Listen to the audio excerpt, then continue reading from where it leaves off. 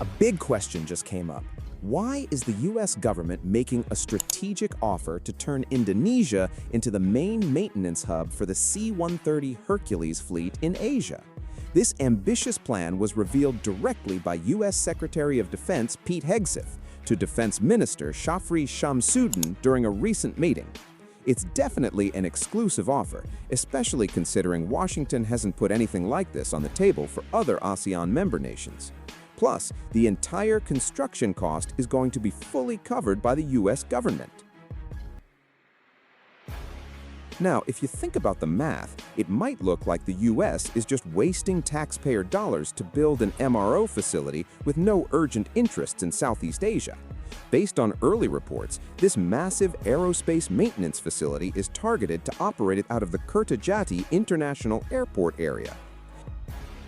If this actually goes through, the MRO won't just service the domestic fleet, but it's going to become a regional garage for tactical transport planes from other Asian operators, like Singapore and the Philippines. This maneuver automatically places Jakarta as a highly vital air defense logistics node on the Indo-Pacific security map. But behind the financial calculations that seem to shortchange American taxpayers at first glance, Washington's move is purely driven by high-level geopolitical calculus. The Indo-Pacific is a military hotspot that demands instant logistical readiness. With the US military doctrine now shifting towards distributed operations, relying on traditional bases like Guam or Japan is seen as way too vulnerable to long-range missile threats. Building an MRO facility in Kertajati gives the US and its allies an alternative logistics pivot that is highly secure, strategic, and sitting just outside the direct conflict radius, while still being right in the heart of Southeast Asia. For Indonesia, this offer is way more crucial than just getting a free aircraft workshop. Domestically, the presence of an international-scale MRO will trigger accelerated advanced technology transfers, which is vital for the national aerospace industry. Local technicians and engineers will get direct access to American military aviation maintenance standards. Over time, this is really going to elevate the capacity of PT Dirgantara Indonesia and the domestic defense ecosystem.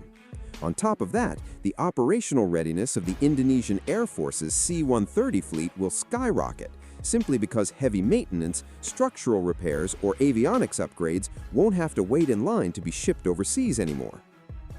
Even so, pulling this maneuver off requires some serious high-level diplomatic finesse from Jakarta. Agreeing to full funding from the Pentagon risks triggering pushback from Beijing, who might see Kertajati as a covert US base.